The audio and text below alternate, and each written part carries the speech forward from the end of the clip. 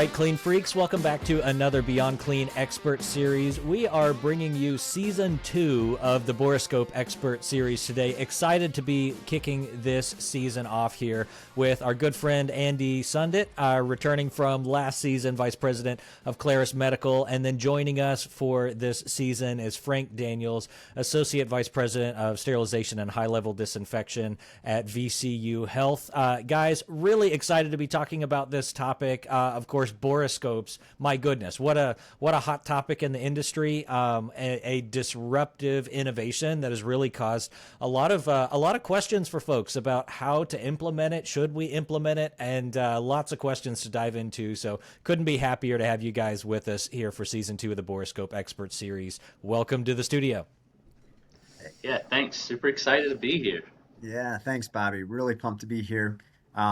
Thanks to Beyond Clean too for all your guys' help on spotlighting such a hot topic. Oh, for sure. We love a good industry conversation and something to get people riled up. So I'll throw some spicy ones your way. One of the things that we like to do, though, on this opening episode of a new expert series is to get to know kind of the guy behind the cartoon on the thumbnail and hear some introduction. Now, Andy, we've gotten to know you a little bit over the last series, but I'm sure we've got some new listeners here. Why don't you kick us off? Tell us a little bit about yourself, about Clarus, and what has you here talking about borescopes today? Yeah, well, so Clarus is a leading borescope manufacturer. We're located out of Minneapolis, Minnesota. An incredible organization filled with incredible team members that have really driven a lot of things. So what we say is we focus on small devices that produce big results, and I think that's a great phrase for borescopes. Yeah. So we've also recently stepped it up with SmartScope AI, which is a software that's enhanced things. I mean, we're learning just with you all and the listeners that are using borescopes on how to better this product. And this is a great development that's really enhancing the utilization of borescopes and the effectiveness on what you can do to drive change. So our mission, consistency in results to all borescope programs around the world. We want to borescope findings inside these devices, like we're going to say, are making big waves in the industry. So based on these, we know that we all have a lot of work still to be done here. When I travel the world talking about borescopes, I get to meet a lot of great groups, a lot of really impressive organizations, and Frank and his powerful team is someone that I'm super glad to sit next here and talking about this. Very impressive group. A lot of great leaders.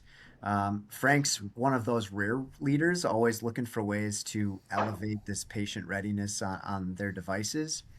He recognized borescopes pretty early on, I would say quite early on, and he's been passionate ever since. So his commitment to the research, all the data he's been collecting that we'll hear about, and all this continuous improvement that he's been putting forward has put him on some pretty massive stages talking about borescope inspection.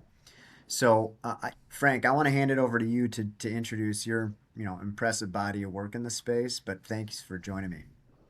Oh, yes. I'm super excited to be here. Love to see the limelight on borescopes because, that's been one of those action words over the last 3-4 years and just gaining momentum as we continue here. But yeah, just wanted to start with having the backing of everyone in order to be able to implement this. How many people say, I wish I had this, but we can't really afford it, or our budget doesn't allow us? Having that back in from upper leadership here has allowed us to take it to the next notch.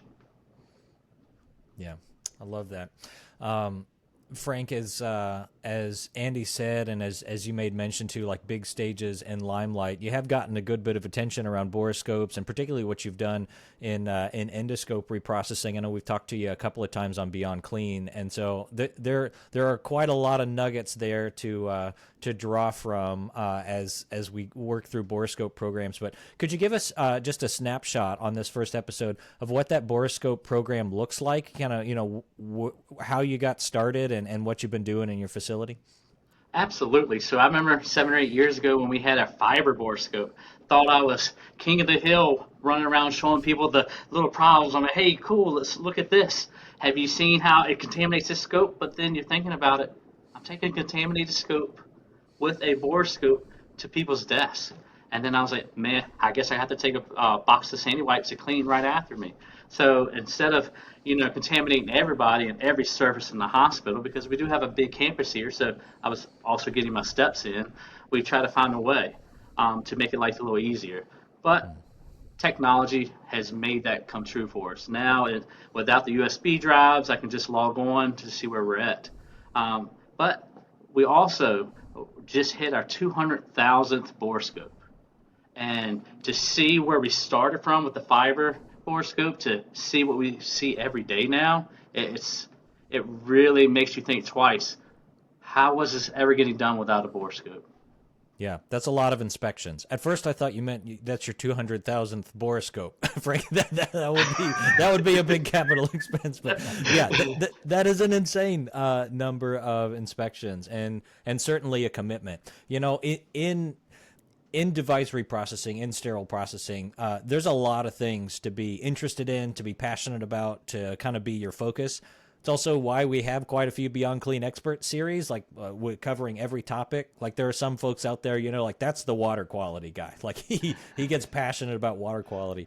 What makes you a borescope guy? Like what gets you passionate about this technology in particular? Absolutely. So just think about, I'm going to put you in an everyday occurrence. So I have a team, and I expect them to do the best they can do. And they can clean outside like a champ, just like everyone else. But I challenge them, make sure the inside is clean just like the outside. Because the rule of thumb is you can't sterilize or high-level disinfect anything that hasn't been cleaned properly. So now this allows us to go one step above. We can ensure that every single scope we touch that goes to our patients has been cleaned adequately and can be properly sterilized or disinfected. Having that peace of mind, that's what lets me sleep at night. Yeah. Yeah, it's a big deal being able to look inside devices.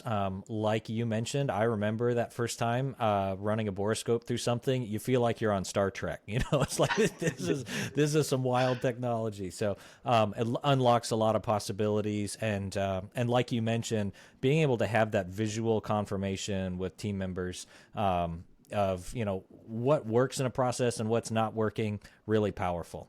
All right, Andy, we've kept you quiet in the corner there for a minute. I'm going to give you the last word. Like, what makes you a borescope guy? Why are you passionate about this technology? Yeah. I have a lot of ideas, but when I go and travel into these departments and these team members handling a lot of steps, there's a lot of variables in reprocessing devices.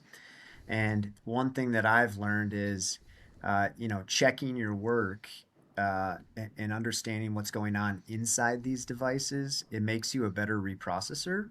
It also helps you kind of understand the condition inside devices. So I know we have a lot of great episodes coming up here that'll go into that deeper, but borescopes are a great tool to give the visual inside these devices. When you look at the visual, the picture says 1,000 words. And it's really fun to gather, like Frank has said, is get people around a table, look at that borescope visual, and let's come up with ways to improve on what we're seeing.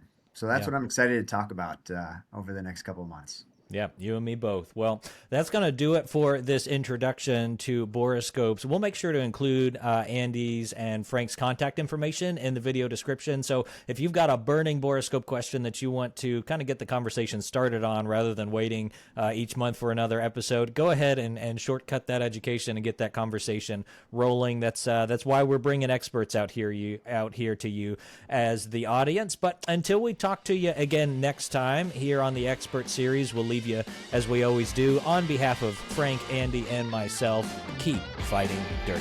See you next time.